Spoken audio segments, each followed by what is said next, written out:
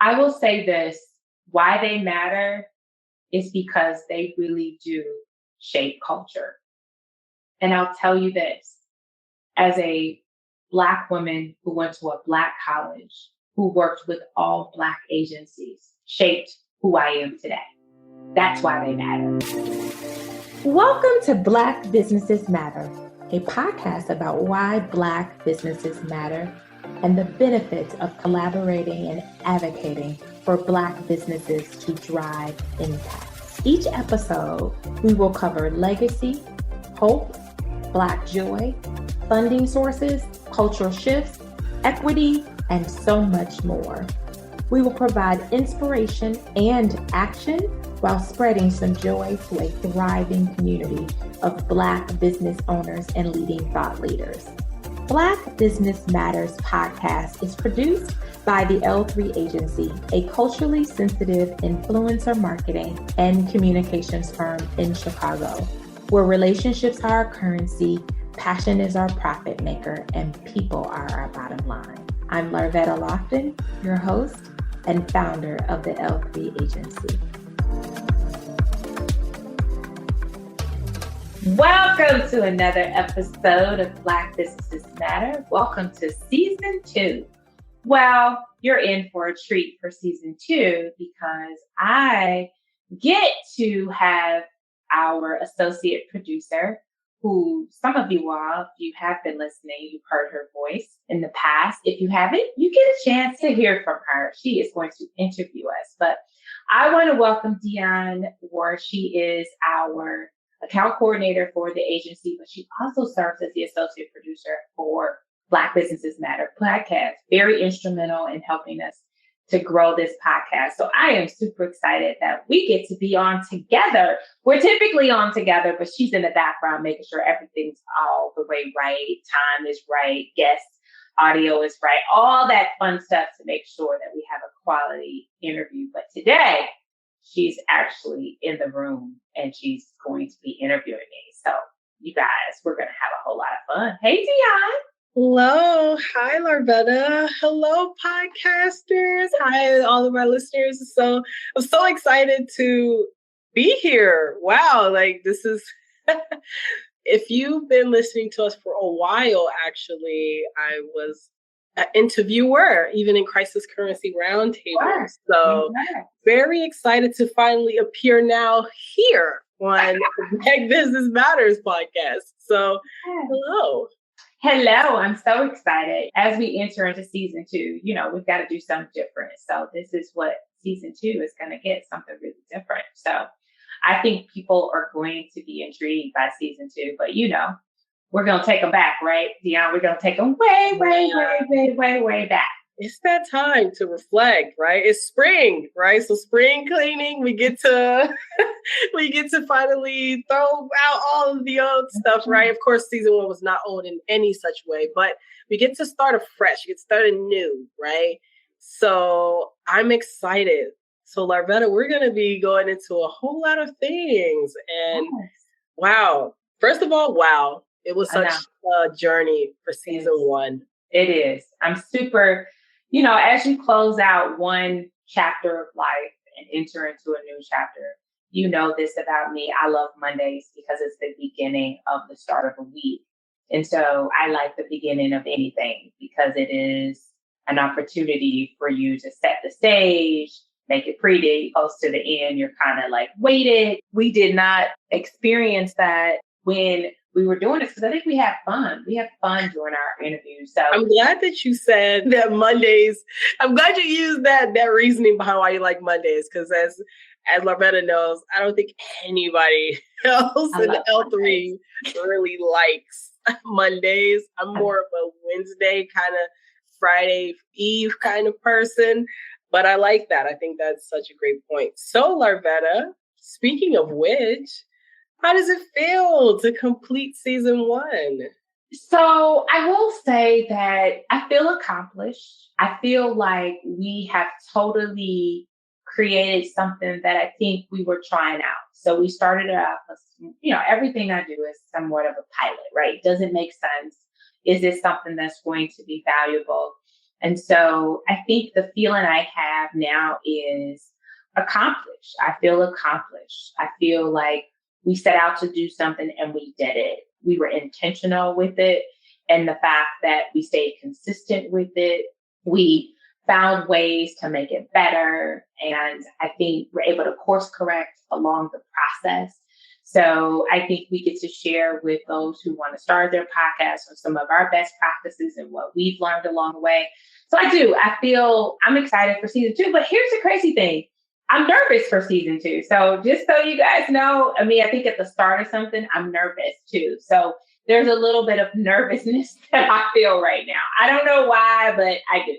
But I think that's a good thing to feel nervous, right? Because I think that means that you want things to go right. You want things to be planned. And I think that's the great thing about starting anew. You can start a new plan. You can learn from the old lessons, right? So speaking of lessons, Larvetta, what are some lessons that you've learned from season 1?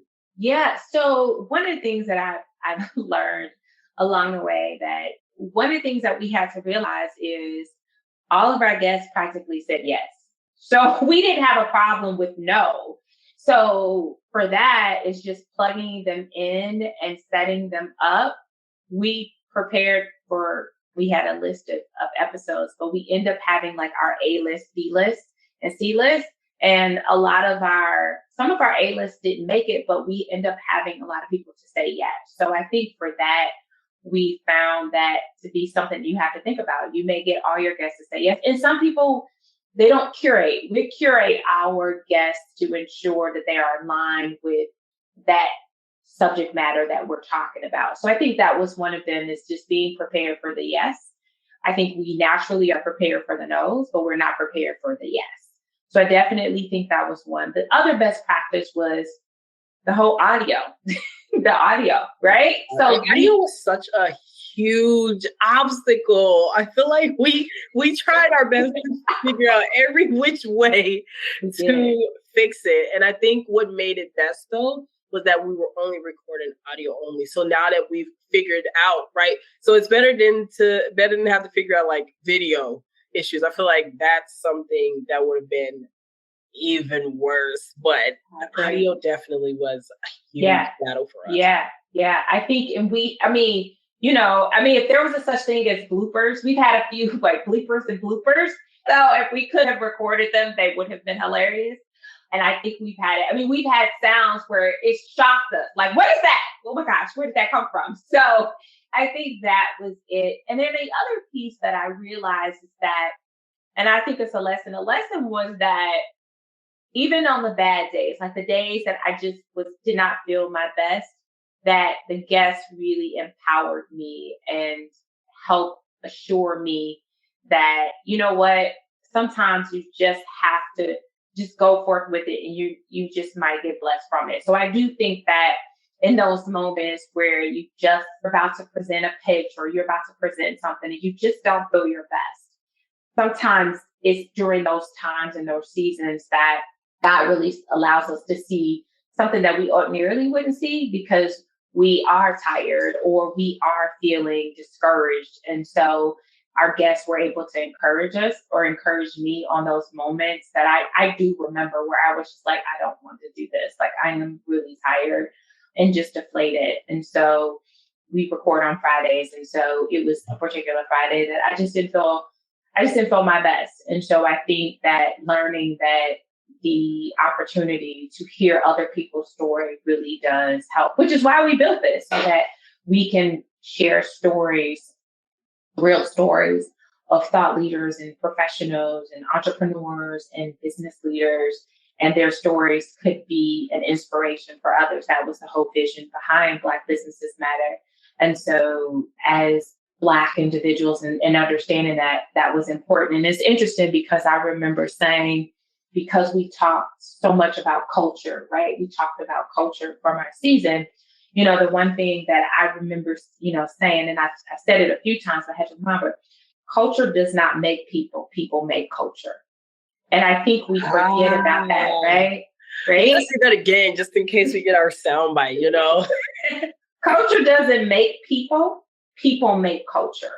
And through this, we've created a culture on this. And so even when we get on and we interview, it's a culture, right? That we get to share, we get to cry. Some of our episodes, we've had a business owner to cry and to become vulnerable we had several guests to be vulnerable with us. Kyla Jones, remember, she shared her moment.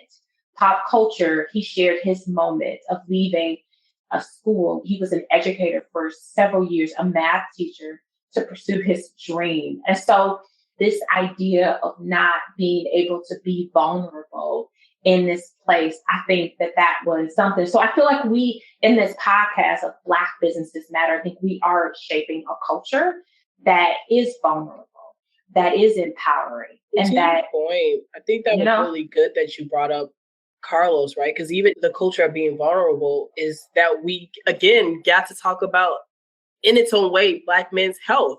Because I don't know if you remember, that was actually one of the episodes in Crisis Currency Roundtable.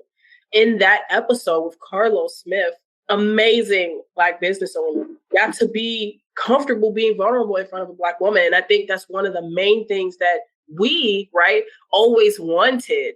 And so getting to see him and see others on Black Business Matter podcast be vulnerable and be open, it showed how much comfortability they had with you specifically, Larvetta. Because I mean, like, again, the amount of trust that they place within you, I think you have to give yourself more credit, right?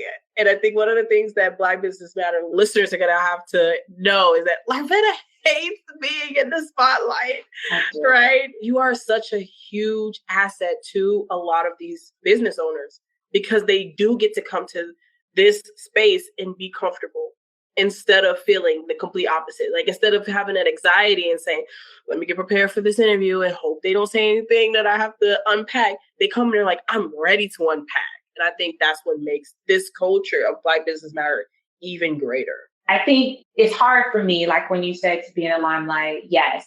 And it's crazy because I know people have ministered, prophesied, and said, Larvetta, you are that person. But you realize that it puts so much pressure. And I think for me, my goal is for God to see me as faithful servant, not for me to be in the limelight. But I've recognized that that's the purpose. He's like, but you're the person. We've assigned you for that. So I get it. And it's a struggle. It makes me uncomfortable. And I'm like, oh my gosh. So, but I received that, Dion. And I think that in some of the episodes that I think we learned along the way is that we recognize that the guests we've had, we never set a time, right? We just flowed and allowed for it to be fluid. And some people had a lot to say. Some people didn't have a lot to say, but we just didn't set those. I think because when we looked at media companies, there's a set of time, right? They've got to go to commercial. They've got to go to here.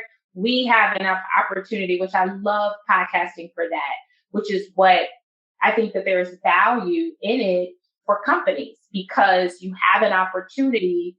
You set the stage, you set the time, you set the content, right? And so I think that that's the value that businesses could have with the customers they have or their advocates or their supporters. And I don't think that they, and so I think as a business owner, we saw this as an opportunity for us to position ourselves as thought leaders in this space. And more importantly, offer it as it was a value proposition for clients and to people who want to do business with us that perhaps they couldn't work with us from the agency side, but there's a story that they want to be told. And so we get to do that. And so I think, Dion, that's what makes podcasting so unique in that space. And so I think that that's the biggest thing. And I think the idea of people really understanding the value of podcasting. Yeah, I agree. I think podcast has made such a huge splash in our lives, right? But also because like going back to the culture thing, that is still a culture. Like, I remember as a kid driving with my dad and listening to podcasts on the radio, right? We didn't see it as podcasts then, right? But the fact that there are two people expressing their thoughts, right? Talking about important topics, right? That in itself, in its own way, a culture of podcast. Mm-hmm. So speaking of which, What were some of your favorite episodes from season 1? So let me say this. There were so many, and I had to narrow it down because it's so many. So I'm going to give you just kind of, I think, my top 3. We are a marketing communications firm.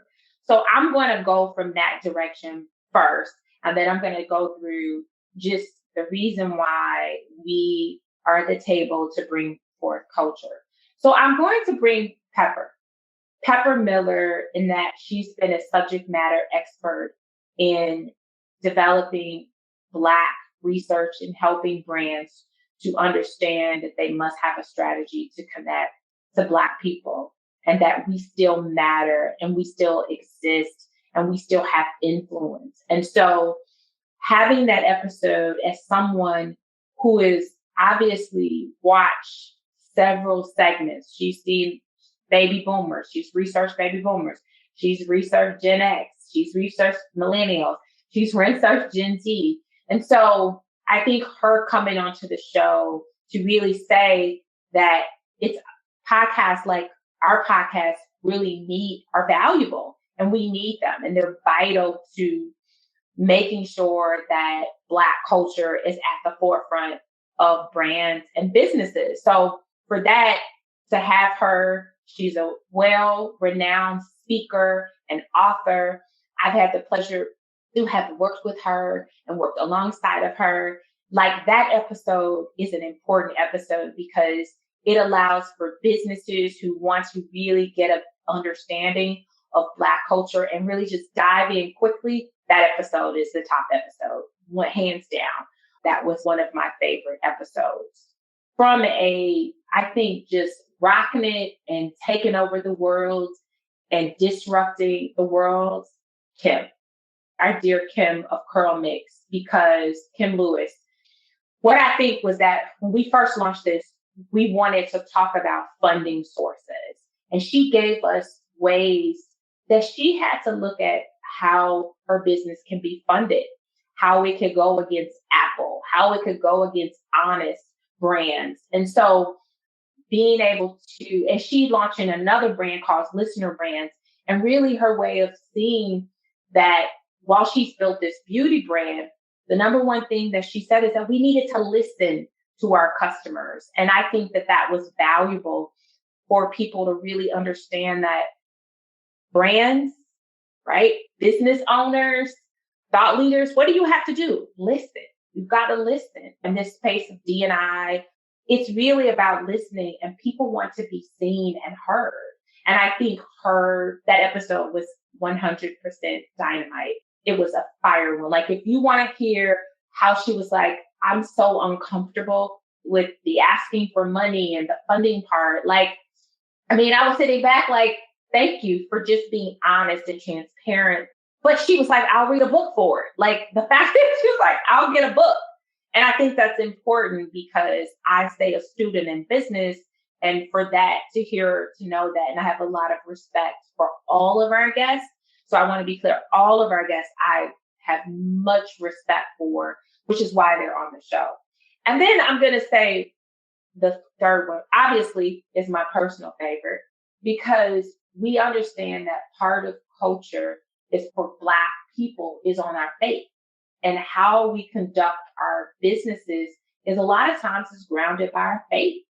And to be able to interview my pastor, who has been instrumental in my life as a business owner, and making sure that people understand that faith is the foundation of this business, and that I cannot be fruitful without having faith.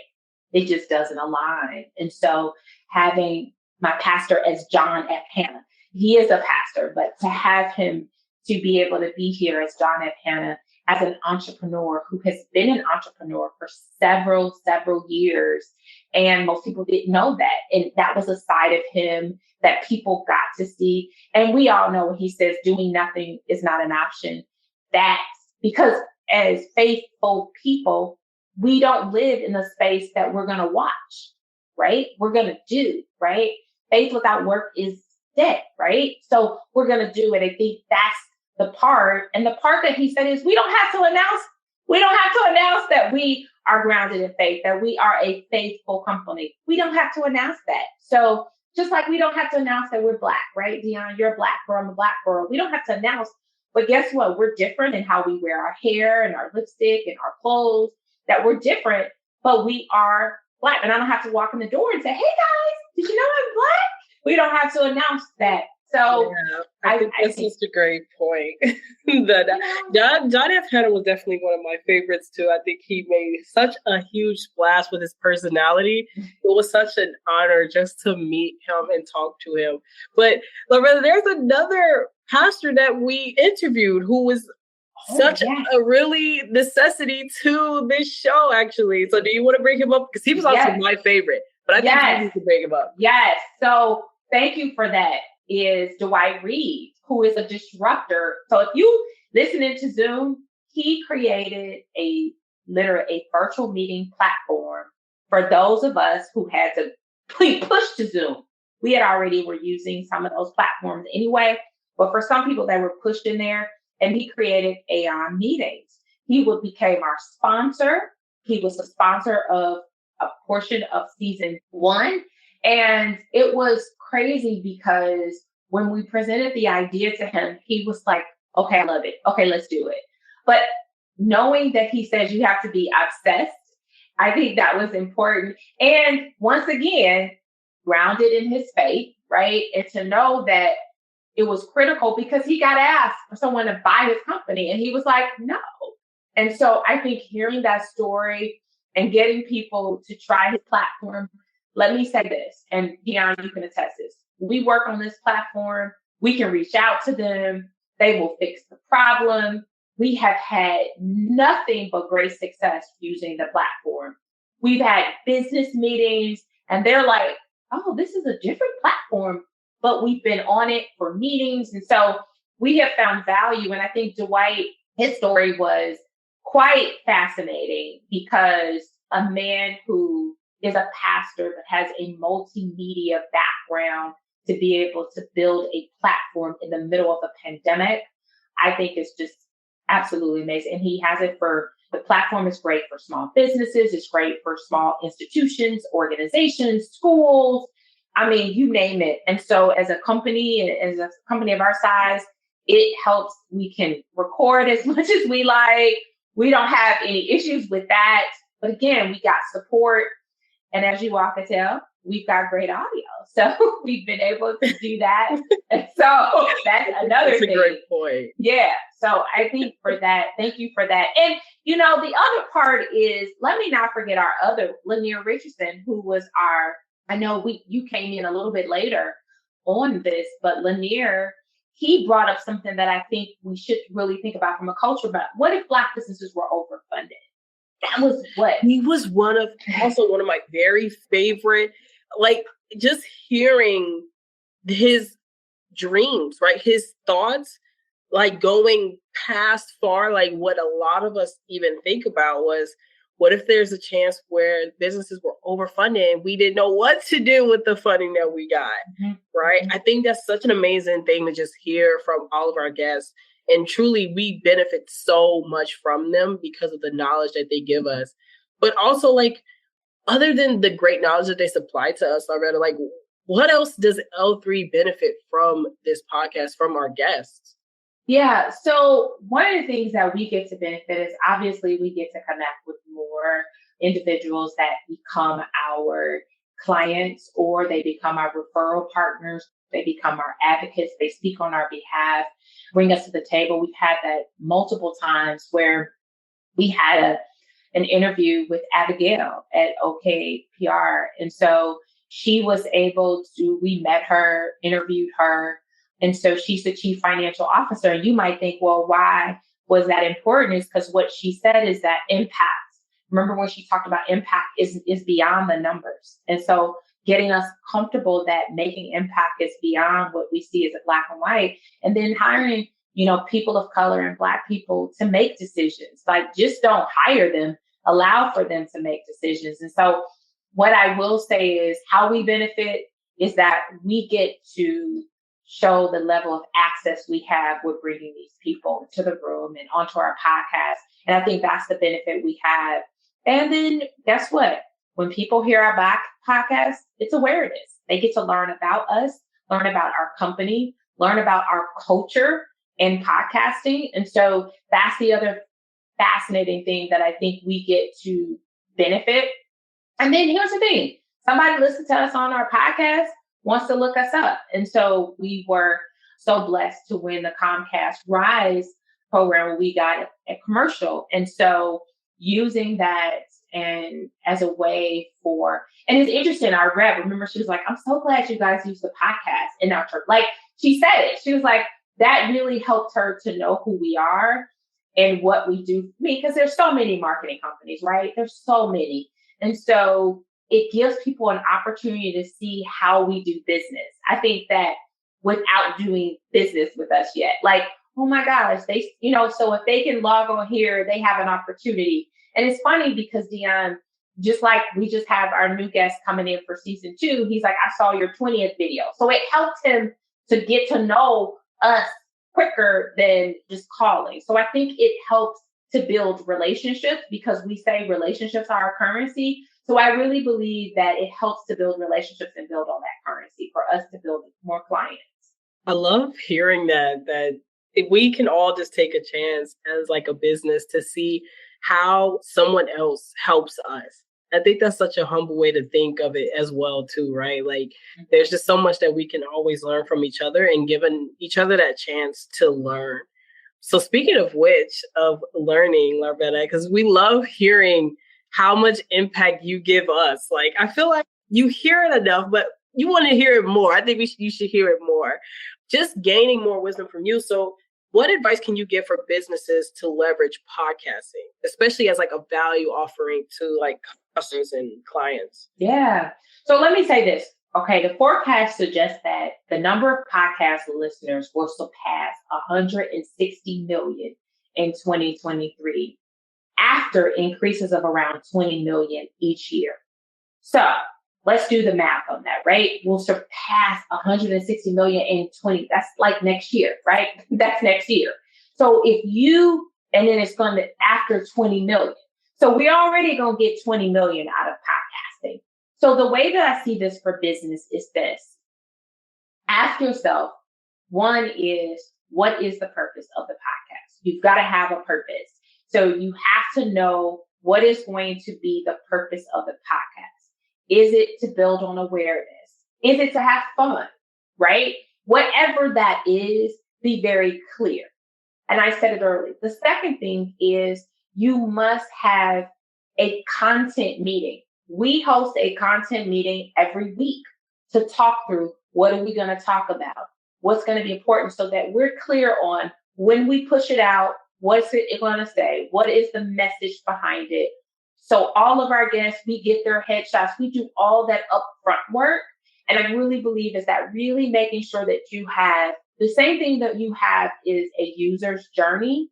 You've got to make sure that you build a journey on every point of the podcast journey, right? So inside of it is that what's the guest journey? Is that easy, right? Is that going to be easy? Can they just log on quickly, do this? And we've done that very seamless. So when I think about people that want to produce their own podcast, I think for us, initially we didn't know what day, but we figured out now like what days of the week we're going to record and then what days of the week we're going to launch. So being very consistent about that and clearing that. The other thing is hire an engineer. So we have an engineer partner and producer that helps us to be able to ensure that. So let's be clear. We are a technical firm. Yes, we know how to do a lot of this stuff. But what we figured out was that some things we outsourced to someone who can do it faster. That was it, just to do it faster so that we could stay consistent. So really thinking through. Now, if you just want to have fun, you don't want to edit, you just want to do it, I say go for it. And there's a lot of people buy cameras and different equipment to do that too. People can go online and use the service and they'll clean it up. What we cared about is culture. That's what we care. So we built a culture that, and I think you have to understand what is going to be your podcast culture. The one thing that I think you have to understand is if you're going to leverage it through your business platform. Ours runs through L3, but we're launching Black Businesses Matter podcast. It's going to have its own handle. But we first used our agency. So I think it's really about having a plan, asking yourself how many episodes are you going to produce. We did 17, right, Dion? Was it 17 episodes? We did 17, and we had to have talks. We talked, as a team with our podcast producer. We talked this through. What do we see? What do we want? We watched the numbers. We watched what we wanted to do. So every month you should have a goal with how many people that you want to follow the podcast. So really seeing that as value. And so we hit some benchmarks that blew our minds, that told us that we needed to stay in the podcast business. It was growing. It was growing quite based on the benchmarks of the podcast, I guess, benchmark, we had exceeded it. So we knew that we were onto something, which is why we kept doing it. And because we got sponsors. And then ask yourself, remember initially, Dion, we're looking at that as we wanted people to subscribe. So we found different ways. So now we recognize that we're going to introduce VIP content where folks can have access to some of our VIP content. You got to do it to know what works. And to have completed one season, I think you have to really get one season under your breath and then be able to evaluate your data and your insights to make it make sense. And I think that's what businesses have the opportunity, because it's not going anywhere. And the fact that it's growing exponentially, I think businesses can really get involved. But again, we're here to help. We certainly can help you. We are an agency that can help you. We've got the team that can do it. So if you are a business and you're like, hey, we just don't want to deal with it, we can certainly help you. One of our biggest areas is content. We do great. Like people have said, your content is amazing. So we know that as our sweet spot, and we know how to run it seamlessly. So I think that's one of the things that we've definitely learned. And I think it can help businesses to see that you've got to make a call. Like maybe that's not your sweet spot. And I remember when, we had Airfran, and he said, I don't want to just do this. I want somebody else to do it. And he runs a successful business. And so he reached out, like, what can I do? So there are people that have reached out to us because they've said, like, I just can't do this. I'd rather a company, at least to build it, and maybe you can finish it off. But I think for us, that's what we see has worked for us, because we're in the business of amplifying stories and building narratives and making an impact. That is what we do. So we're just making an impact with our podcast. There was one part that you brought up that it might be a soundbite. You brought up, you have to do it to see if it works. You got to do something first. So speaking of which, as we go into season 2, what are some things that we're doing, Larvetta? I want you to kind of expand on it. Like, what is next for season 2? What are some things that we're doing? You kind of threw a sneak peek in there, but what are some things that we're doing for season 2? So season 2, we've already interviewed a few people. So that alone says us that we're ready. Like we've already interviewed. We're talking about Black wealth. We're talking about Black education, Black travel, really taking a peek at influencers who built businesses that are impacting the way that we live from a lifestyle standpoint. And so we have $1 million real estate broker on that's really talking about Black wealth. And quite frankly, she didn't grow up. She was educated family, but not necessarily from that place of wealth. And I think that that's the story that we don't get a chance to hear, that you can be trained and educated on something to build on that. So I'm excited. We're also super excited about bringing in filmmakers who are shaping how we're telling stories. Like they're telling stories about Black businesses actually in LA, and they've got a documentary, I think, on Amazon. And so we're going to be bringing some of those guests on, and perhaps the filmmakers. So we've already talked to the film. I'm super excited. But here's the thing. They reached out to us. We didn't know who they are. They reached out to us and said, hey, we think that we love to hear more about your show, and here's what we're doing. And so they pitched the concept to us, and we were like, okay, this is something that's valuable because it's in alignment to what our initial purpose of, and I say initial because the show is definitely evolving, but to us that I saw opportunity because there is thriving business all across the country. While we're headquartered in Chicago and we do a lot of Chicago businesses, these are businesses in Los Angeles. There are businesses all over. So I think I'm super excited about that. We're talking about, we've got another guest who, has inked deals. Like, he's like, I call him the rainmaker. He's like inking deals and causing businesses to grow that are associated with Magic Johnson and, just all of these crazy luminaries. So I'm really excited about season 2 and what we're going to bring with season 2. We also are super excited because I sit on a committee that helps to fund Chicago businesses, Black businesses. And we're going to feature those businesses who actually got money and that got funded for their business. So I'm super excited to interview them and allow for them to share how they are taking that money that they've got and won to be able to expand and make a greater impact in Chicago. So, going after the unicorn. So I'm just going to share this, Dion, because I recently saw a documentary. And I'm sharing this because as Black women, I think the world, and Pepper Miller really talked about it, but the world sees the Black woman as this Jezebel, mammy, and this Sapphire. And I was not familiar. Dion, were you familiar with Sapphire?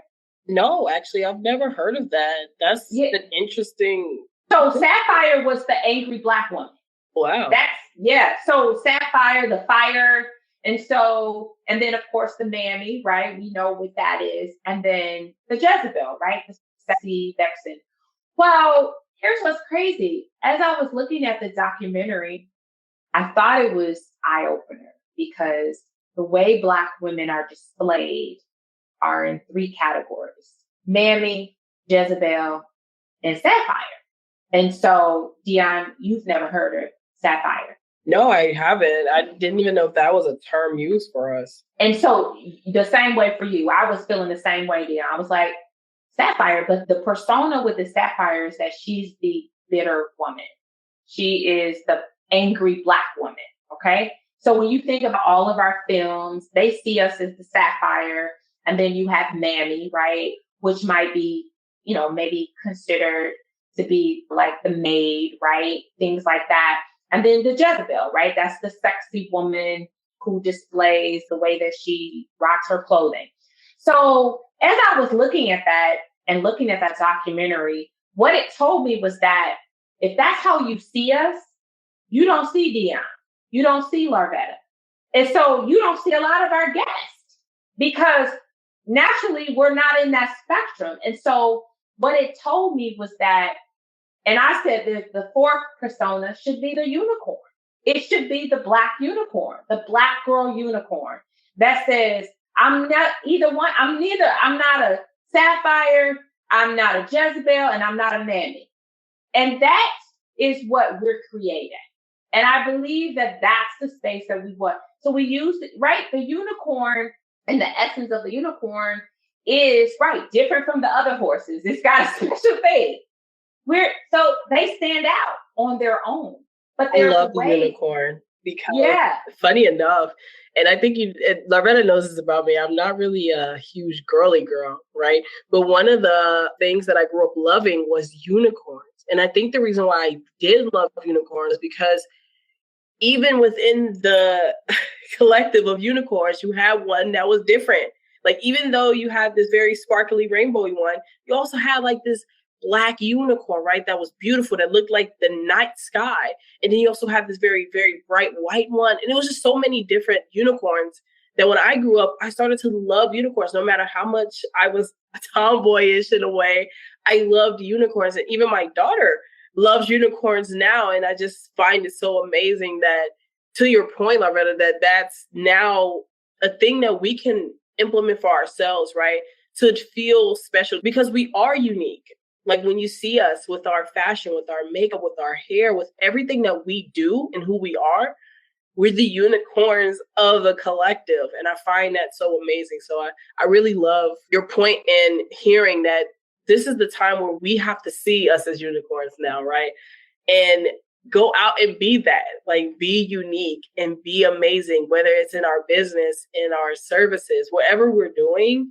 like be the unicorn of that collective. So I really love hearing that. So I had a quick question. What are some guests? We learned about the guests that you have already lined up. So I'm curious as to who you would like to interview in season 2. So, when I think about Black businesses and when I think about business owners who have really orchestrated, I believe, expansion at a level that is far better than what we see, I would love to interview TD Jakes. Absolutely. Number one, hands down, TD Jakes. Because literally that man, from real estate to film to just his content that he's been able, I would just love it because he's been multifaceted as a business owner and really looked at, again, I'm passing TD Jakes, but just going beyond that, his ability and creating legacy through his family and how they've been able to do that. So he would be my number. And I'm going to get him. I am going to get him. The other person that I would like to get is Mark Limones. He had a show called The Profit. And so because he was helping businesses and helping them from profit, and I just believe I would love to have him on the show because he had so many Black businesses that were helping him for profit. So obviously, I think just him coming on the show to really talk about what he saw as an obvious difference from his, him supporting other businesses. I think it's sometimes just in your own mind, just being able to have someone to just see, I saw a big difference here. And I think TD Jakes has said it, like he's had all people work for him, but what he sees unique around the space of culture, I love to hear that. Probably my other person that I would love to have is Tabitha Brown. Like, oh my gosh, I love her book, Feeding Your Soul. I love Tabitha. Oh my girl. And I would love Issa Rae too from Insecure. Yeah. I would love to even just book her. Like the feeling of me, Dion Warr, the actress side of me would be screaming eternally because I love her so Me too. much. So those are people that I have on my board that I said, okay, these are people. And there is another business that I love, Melissa Butler from the Lip Bar. And I say that because she started with this lipstick and now she's built a whole makeup line. Like, I love people who have pivot and it's like, okay, I'm okay with it. And so she's in stores, but she also has Lip Bar stores because I love the fact that she found a way to say, and they've taken a Lip Bar. Like we start off with one thing and then you shift, but not being afraid of that pivot and that shift and not to apologize for it. So definitely would love to have her on the show. So there are some of my, I think, top ones that I think would be dynamite, especially and I think from a financial standpoint, when I think about people who run the financial, like looking at businesses and say, hey, there are a few people in that space that I think from a Black wealth that I like to sit down and really just understand how did they get to their Black wealth. And those are people that we see as celebrities, but some of them are not people, again, that you and I both will know. John Rogers, Ariel, here in Chicago, and how he's built a capital firm in Chicago and been very highly successful. He's another person I would like to interview around because I just think, and you know what? I like to interview a few of our HBCU presidents who are creating Black education. So there's a host. And so I think here's where we get to do it. And I don't believe we can't do it. So I'm excited for that. I'm excited for you thinking big. Like my mind is still on Issa Rae. Sorry. The fact that I would be able to tell her, hold on, Issa Rae, Larvetta's gonna be here soon. Like everything in me is just like, that would be amazing. Yeah. So one of the things that we always ask our guests, funny enough, right? Now is a chance for you to answer, Larvetta. So tell us why Black businesses matter. I mean, of course, like you of all people would know, right? From hearing so many different answers, but from you specifically, why does Black businesses matter? I will say this, why they matter is because they really do shape culture. And I'll tell you this, as a Black woman who went to a Black college, who worked with all Black agencies, shaped who I am today. That's why they matter. I started off with a Black PR firm, Flowers Communications Group in Chicago. I worked with Pharrell Communications, Black agency. I worked with Global Hue and consulted with them, Black agency. Walter Isaacson is, I think, majority Black. So when you think of that, right, and you see me, that's why it matters. And through that Black business, guess what? It has afforded me to buy property, right? To build a business, to build a legacy. So that's why it matters, because we shape culture, we shape change, and we do build on a legacy that is continuous. And legacy isn't always based on your blood, right? I think about you, and I think about you as someone who's come in on our company. Its legacy says that, hey, I now know a Black business who runs a business who I'm able to identify with and is an example in my life. So what does that do?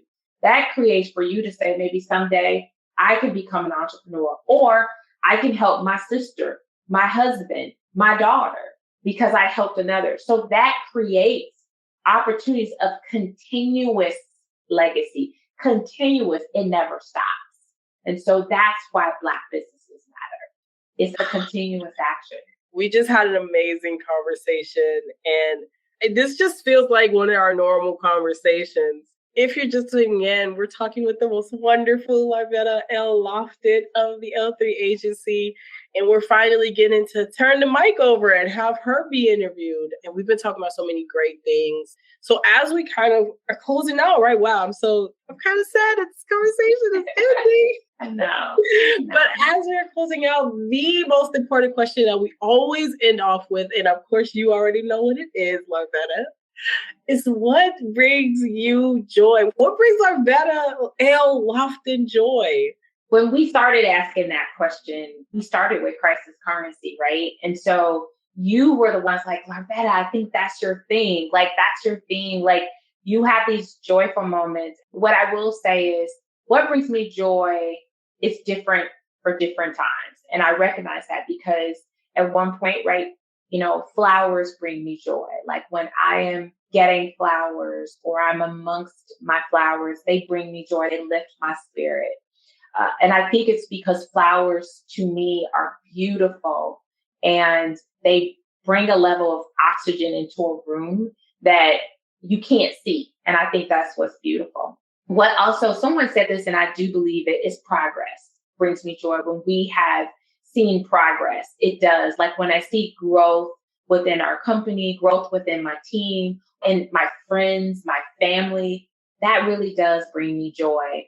It's the little things for me that really bring me joy. It's that phone call that someone may call me or text me or email and say, I see you. I see the work. Those things really do bring me joy. The other thing, people say family is so much. And I think it's the little things that matter. Like some days, you know what can sometimes really make me happy is a glass of sparkling water. I mean, it really does. It makes me happy. Like, it's like, oh my gosh. And I just got a flavor recently that was like cucumber and mint. And so that brings me joy. And then the other thing that really is when I get to see, now this is the piece that I might get emotional about because this is really the thing that I live for, is when I see my young moguls, I've been their mentor, and they've been my mentee, and I watch them grow, it does something to my body. And so the fact that I've watched so many young professionals, and I call them my young moguls, who worked for me for several years, decided to go do their thing and soar, and to watch them on the sidelines, it gives me joy. Because I say to myself, literally, it's like the mother, right? The mother duck. And for someone who doesn't have kids, I look at that and say, when it's time to let your child, like the mother ducks, okay, now you can go out by yourself. And so it's to watch them literally take the training wheels off and soar. And there's so many that have worked for me because my first mentee works for me today. She was 19 and chose to watch, but I've had mentees from 12 all the way up to 25 years old. And to see them pivot and grow and buy homes and expand families and travel across the country and lead companies and own the companies, like that just, it makes me emotional because if I said that was my purpose in life, that was my purpose, is to see young people, because when I was at that age, there weren't people there to be able to help me soar. Not to say that it wasn't enough. So what I said to myself is that I can't speak for others. I can only speak for myself. And that's my purpose, is that to watch young people get there faster. It shouldn't take you 25, 30 years or whatever that magic number that they've created, that you can get there, that you can buy a home. I bought a home at 27, 26 years old. People told me I was crazy. So you can buy one at 22. You can buy one at 18. Literally, that is what really brings me joy. Oh, it's so amazing to hear that. So as one of your mentees, I just want to say, and I hope that I'm speaking for all of them, you place so much importance in our lives because of how much you want us to grow. And I think one of the most important things is, and I mean, speaking for me personally, that there were so many times where there was things you saw in me I didn't see in myself. And that's so important for older people, right? Older people who are mentors, right? They have to be able to see that in that person, because what if we don't see it in ourselves? What if we don't believe we're capable? What if we don't believe that we're worthy of that? So to see someone say, you can do that. I see it in you. Even if you don't see it in yourself, I see it in you. And I have learned so much even still being here. And of course, there is that dawning day, right? We talk about this all the time. We hate to talk about it, right? But there's that dawning day that I will, of course, move on. Right. Yeah. And I remember all the time you're just like, no, Dan, I don't want to talk about that. We're not going to talk about you leaving. And it's just but it's still such an amazing thing that for you, it's I don't want to talk about it, but I know I'll be happy the moment you do. Absolutely. And even for me, it's just one of those moments where even I'm kind of like that very attached kid where it's just okay, but I still feel like I need to learn this. And what else can I learn first before I leave?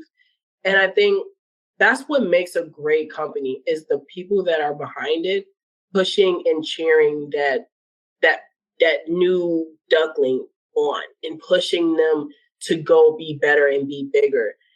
That's something that I feel like not many huge companies realize, is the importance of impact in a young person's life and how much we need people who just love.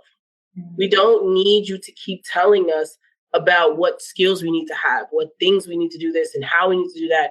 We just want you to tell us that what we're doing is enough and we're worthy of more if we want it. Mm-hmm. And that's the love part that we're seeking.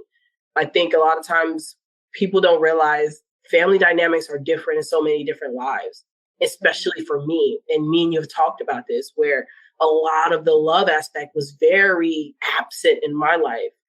But to know that you are oh, it's cool. It doesn't change how I want you to grow. I just want you to grow. And again, like I said, speaking for all of the mentees, that was in your way the superpower that you gave and transferred to us. So we just want to thank you, Larvetta. This is that time as we're closing. I know we've been talking for a minute, right? But as we close, I think one of the best ways to end off season 1 is to just say thank you. Thank you for what you do. Thank you for how much impact you give us, right? Just like Arfan said, impact can be a luxury. The fact that we have that luxury here says so much about not just who we are, but who you truly are, Larvetta. The person behind the podcast, the person behind L3 is such a loving, giving person that just wants people to grow. And I think that's going to touch millions. So again, we just thank you, Larvetta. We thank you so much. And I'm going to give it to you to close us off. So we're not on video, but I'm doing everything I can to pull it together because it is emotional for me, because to see this amazing woman, and I say woman because she is that, an amazing woman, to share that back with me, it does bring me joy. And these tears that I have are not tears of sadness, they are tears of joy. And I don't think we get a chance to really talk about it. When we see people cry, we see them because they're hurting. And what if people saw me, it will be tears of joy, because I am grateful that you see it, that I allow for you to be seen and heard, and you too are able for me to be seen and heard.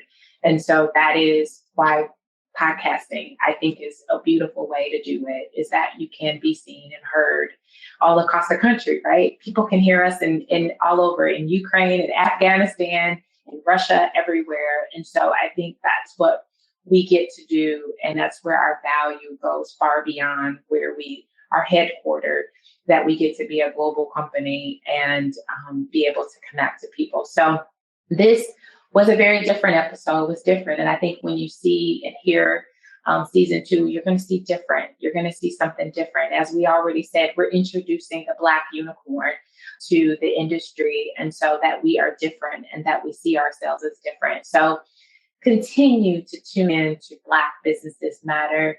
We hope that you can go back and check out some of those past episodes. I don't know about you. Sometimes you just may want to listen to another one. And I actually listen to my own episodes at the gym. And so being able to do that, and maybe this episode as the intro to season 2 might be your favorite episode too. So whatever that is, like it, share it, and continue to make an impact in the world that you do. Whatever that is, make that impact, be that change. Thank you for listening to Black Businesses Matter. Thank you for joining us this week on Black Businesses Matter podcast. Make sure you subscribe to our podcast wherever you listen so you will never miss a show. You can also follow us on social media at the L3 Agency and at Larvetta Speaks. If you love the show, leave a rating so that we can continue to bring you impactful episodes. You can also take the pledge and order our merch at our website at thell3agency.com. THEL3agency.com. Thanks for listening, and see you next week.